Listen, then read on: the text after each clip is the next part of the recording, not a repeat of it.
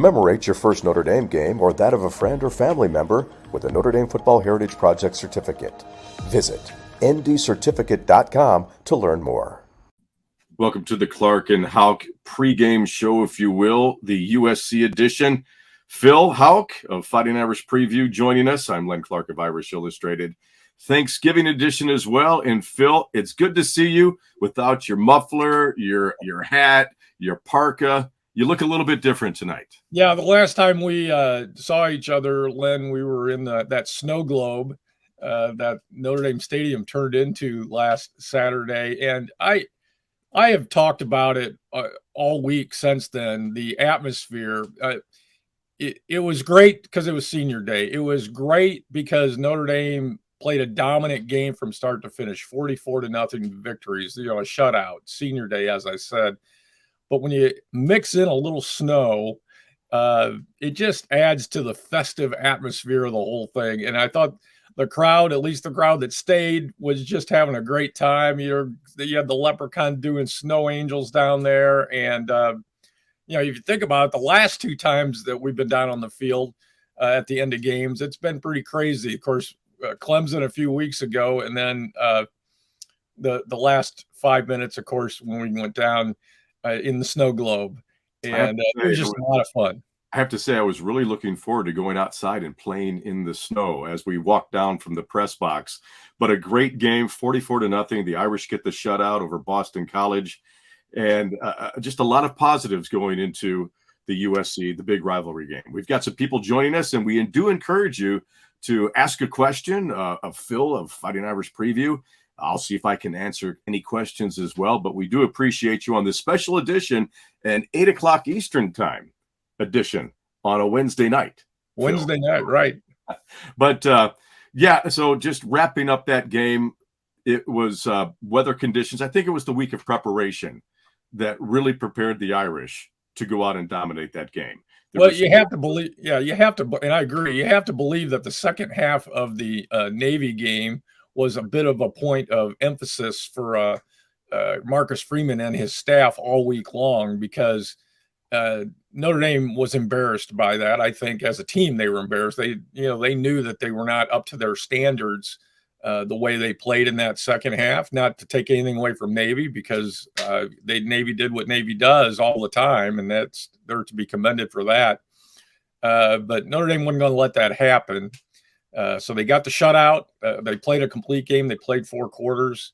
And it's needed momentum going into this last game of the season, which is a big one. I mean, Notre Dame can spoil another season, that's for sure. And they certainly would love to do it against their arch rival, the USC, as we call them. They used to call them the USC, University of Spoiled Children.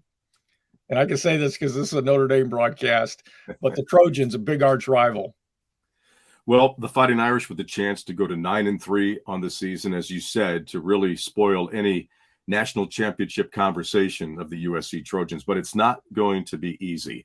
And like you, I really enjoy this intersectional rivalry, the greatest intersectional rivalry in college football. Now, I do like the game outside of Navy. It's my favorite game, but I like the game to be played at Notre Dame Stadium because I was traumatized as a child back in 1972 and 1974 by a running back named Anthony Davis, who would really dominate those games and would dance on his knees in the end zone. And between Anthony Davis and the White Horse Traveler, like Eric Parsegian, I used to have nightmares about that horse. Well, Davis scored 5 touchdowns in the 72, 6 in the 72 game. And I think he scored 2 in the 74 game, in addition to a 2-point conversion.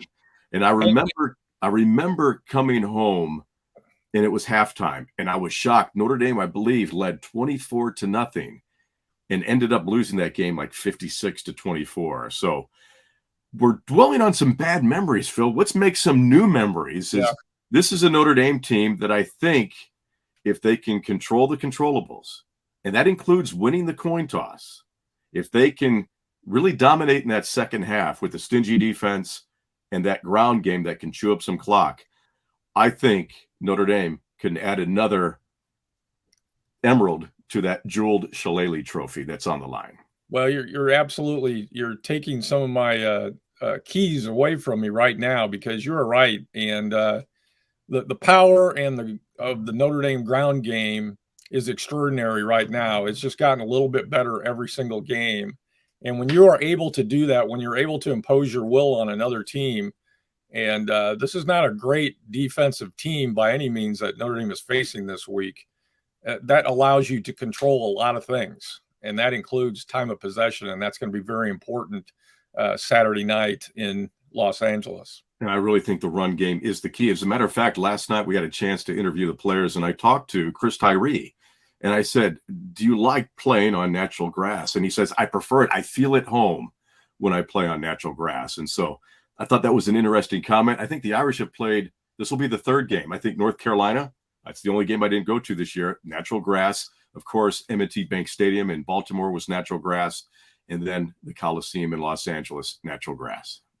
Well, and Notre Dame had their best passing game of the year in that game at North Carolina. Don't know if natural turf had anything to do with that, but another key for the Irish is going to be, you got to have balance. You got to have some balance, and so hopefully Drew Plant will be on his game as well, and they can have a little bit of a passing game to go along with that ground and pound. Well, let's talk more about the rivalry. And earlier this week, Marcus Freeman reflected on the rivalry that he's had a chance to experience now going into his second year. Played out there in 2008 when I was at Ohio State, but to be a part of this rivalry for the last game of the year, and there's a lot on the line for both teams, and this is a huge rivalry for us. It goes back many years, to the 1920s, I think, and so there's a different feeling about this one, and I can feel it amongst our program and our players. I knew it last year, but this year, being at the end of the year at USC, you can really feel it. And he is feeling it, Phil. This is a game where a lot is on the line as far as really the chance to possibly get double digits wins on the season, but a chance really to make a statement. It's not where you start, it's where you finish. And so he's really bought into the rivalry as being the head coach of Notre Dame. But what is it about this game, Phil? You've lived in the South Bend, Mishawaka area all of your life before moving on to Fort Wayne. But what is it about this game that makes it special? Well, I think, it's two great programs from very different parts of the country, but they both have tremendous traditions. They both have won a lot of national championships. They both have put a whole bunch of players into the NFL, into the College Football Hall of Fame, into the NFL Hall of Fame. Great games. And both of them have had a reputation. Both teams have had a reputation for spoiling the other team's seasons repeatedly, over and over in this series. And there just isn't a rivalry like it anywhere, because they are from such different geographic parts of the country. Conferences don't allow for that sort of a rivalry to develop. So that's one of the beauties of Notre Dame's independence, is they can have a game like this. And so it's kind of like East versus West. And I know that the rivalry really got started many, many, many years ago, and it was attributed to Bonnie Rockne kind of liking the idea of playing a game out on the West Coast every 2 years in a nice California climate. So, of course, Newt Rockne listened to his wife and got the series going. So that's a great story. That's where it started. Let's hope it never ends. It was unfortunate that they couldn't play during the pandemic year. And there's been ups and downs. Notre Dame has dominated at times the series, and USC has dominated at times the series. This year looks like a really close matchup, though. USC is a little bit of a favorite. That's for sure. They're 10-1 also, and they've got a lot on the line in this game. But don't kid yourself. This is going to be a great matchup Saturday night. Hard to believe it's been 4 years now since the Irish last played at the Coliseum, back in 2018. But as you mentioned, USC 10-1 on the year, coming off a big win over their crosstown rival, the Bruins of UCLA. And they've got a very good quarterback. And yesterday had a chance to talk with defensive coordinator Al Golden about what makes Caleb Williams such a good quarterback. Okay, so ball velocity, excellent. Again, he's really working his progressions right now. He's getting the ball out.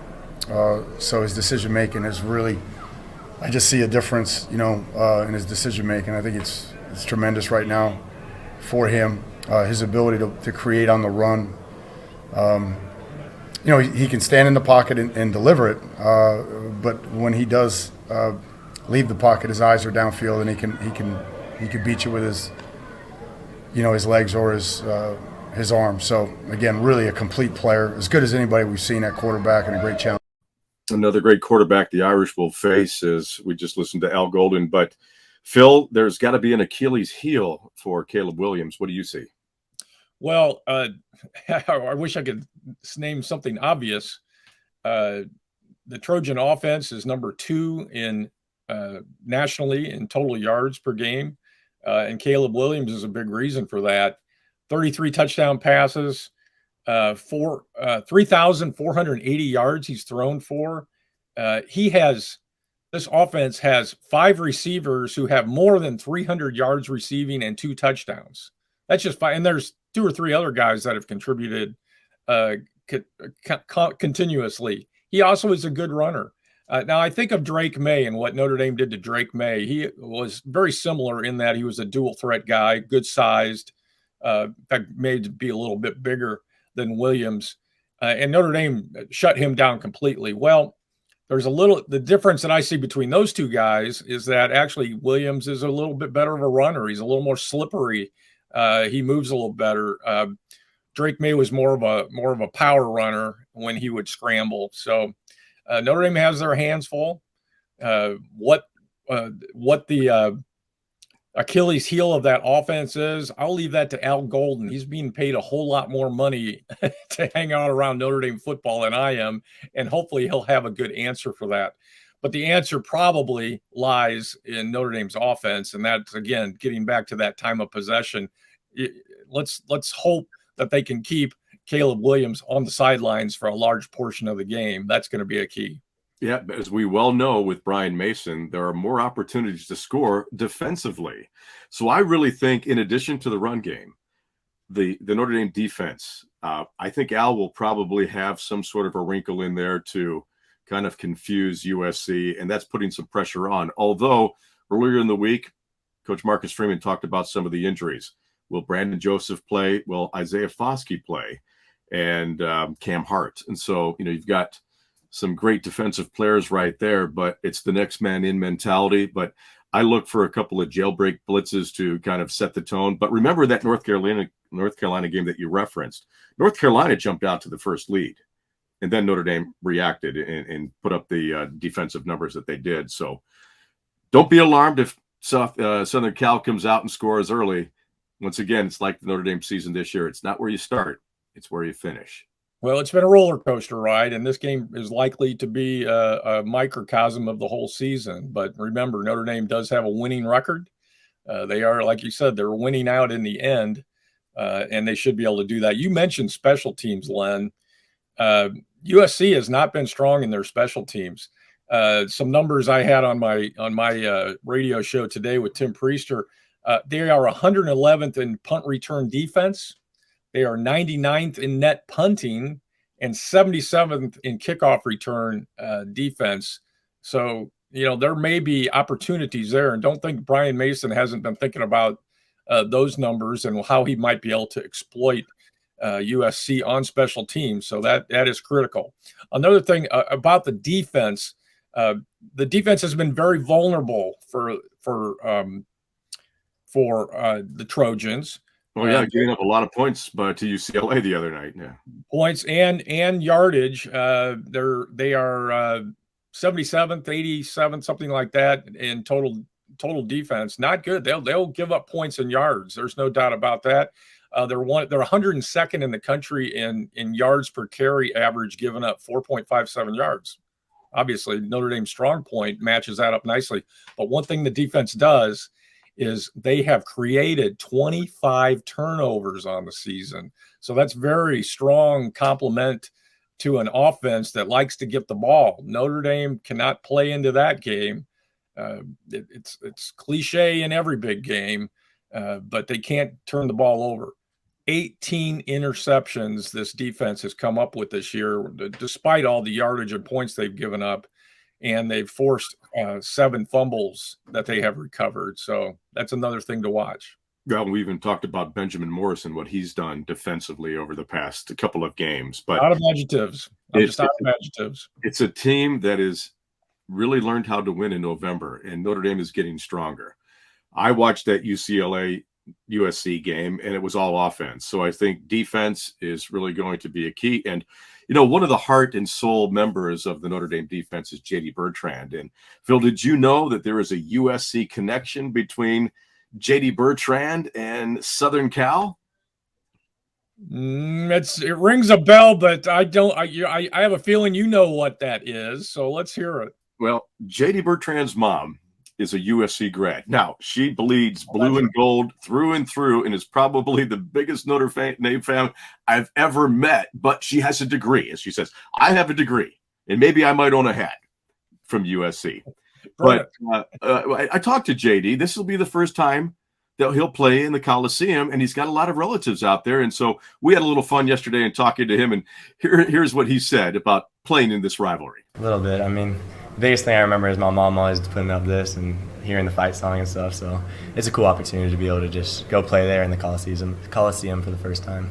I think the biggest thing is it's just one of those rivalries that you look forward to, like almost all of college football looks forward to. And so for me, it's super cool because I have a lot of family members that live out in the LA area. My mom grew up there. And so just the ability to bring my whole family together and have them celebrate Thanksgiving and then come support me at this game. And so just excited to be able to show my skills on the field. Phil, we're getting excited about the game on Saturday, but could you imagine JD Bertrand going out and playing in a bunch of family, having a chance to beat his mom's school?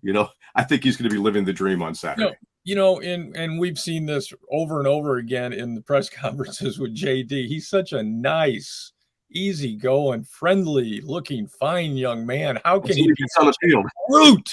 A brute on the football field? Now, I did also said, hey, were you thinking pick six? And he got, don't bring that up, but yeah, he's been a real, past couple of years, and it's amazing what he's done this year after really missing 2 games. The injury against Navy, of course, and then the 2 halves where he was called for targeting. And so the numbers that he has put up, it really look for him to have just one of those out-of-body experience types of a game, because this is probably the last time he will, first and only time he'll play at the LA Coliseum as a member of the Fighting Irish. So next year they'll be in South Bend. That's right. And Bertrand, I'm glad he's going to be back. We did see some players last week that may never see Notre Dame Stadium again as a player, and that kind of made it bittersweet a bit. The Michael Mayers and the Jarrett Pattersons of the world will be undoubtedly in the NFL next year. But yeah, JD Bertrand, what a warrior. And I think a big reason why Notre Dame kind of backslid in that second half against Navy was that he just wasn't available to play in that game. And that hurt the Irish, but he's back and he's going full speed. So you keep bringing up the Navy game. Al Golden says that's in the past. We got to move forward. So, but it is one of the greatest rivalries in college football. A night game, an afternoon game, California time, 7:30 kickoff Eastern time. So 5:30, 4:30 out there. 4:30. So it'll be prime time, and so all the Hollywood stars, Will Ferrell will be probably walking on the sidelines or what have you. And so just a great environment, and it'll be great to get back to the Coliseum, a renovated LA Memorial Coliseum. Last time we were there was got the signs out there that says under construction. Yeah, well, I hear that it not only has been renovated, but it needed to be renovated. So yeah, that a stadium of that age needs to be a facelift every so often. And this is an aside, but you think about we've seen some stadiums this year. We saw Ohio State Stadium. A little rough around the edges, if you ask me, and I'm not slamming anybody on that. It just is what it is. But you look at what Notre Dame, as old as Notre Dame Stadium is, it's a palace and it's in great shape, and they've really taken good care of that historical place. Well, I hope they've done the same with the Coliseum out in LA, because that is as historic as a college football stadium can be. Well, as I tell our colleagues, we are kind of spoiled. My first college experience was attending a Notre Dame football game, and then it just kind of set the bar. And it's great to go to these other places, but it's not the same. It's just not the same. So nothing like a home game at Notre Dame Stadium, especially if you play the Southern Cal Trojans. But Phil, we're going to have to get to your picks. What are your keys to the game? What are your thoughts? Well, we've already talked about time of possession, but that's absolutely a key for this game. Watch that number, fans. Notre Dame needs to stretch those drives out a little bit. They should be able to do that. They should be able to run the ball, but control the tempo of this game. Get it into the fourth quarter, make it competitive then, and then make your move. I think another thing is Michael Mayer, and I expect Michael Mayer to have a big game. And here's why. In the Utah game, which is the one game that USC lost, Utah's tight end, and his name is Dalton Kincaid, he had 16 catches for 234 yards in the game. The tight end did. Okay. And I think I didn't have time to really drill down too much on this statistic, but I understand that there have been other games where they've been susceptible to the tight end and passes to the tight end. Well, guess what? Notre Dame has the world's greatest college football tight end. So get him involved, get that running game going, and the offense should be just fine. So those are the two keys. Get Michael Mayer involved and control the time of possession. And, the Irish are going to be fine in this game, and it's going to be very competitive. And your predicted score? Well, my score, and I do think about these things, and I just have the feeling, I pay attention to the point spreads, and it's been bubbling between 4.5, 5.5 in the USC's favor. But I just have a feeling that Notre Dame is going to play a better culture. They're playing really well right now. They're a more balanced football team, offense and defense. And I think that will play big in this football game. I'm going to take the Irish in this game. Notre Dame 31, USC 28. Very close game. I've got them a little bit. I think this is going to be a close game. Not as high. It's Notre Dame's advantage to keep the score down. That's why I think long drives, long successful drives, getting touchdowns, not field goals. I've got Notre Dame winning 24-17, defeating the Trojans. Notre Dame, then, we're not going to talk about bowl games. It's too much calculus, but we'll be back next week to talk about the possibilities of where Notre Dame will go as far as a bowl game. But a lot of excitement, Phil. It's the glamour game. It's Notre Dame, USC in LA, prime time on Saturday night, kickoff time, 7:30 p.m. Eastern time. I want to wish a happy Thanksgiving to everybody out there, but I also want to say, hey, enjoy Notre Dame football. Just enjoy this. This ride this year has been extraordinary. And if you can't enjoy and have fun and stay away from the negativity of this, then I don't know why you're paying attention. This is a wonderful team to watch. It's very interesting what they're doing. They're in it for the right reason. And this is a great, great matchup that we all get privileged to watch on Saturday night. Looking forward to it. Well, Phil, you mentioned it. Happy Thanksgiving to everybody. I'm very thankful for the opportunity to cover the Irish and thankful to have you as a partner all season long, past couple of years as well. And we're just looking down the road as where we'll be for a bowl game.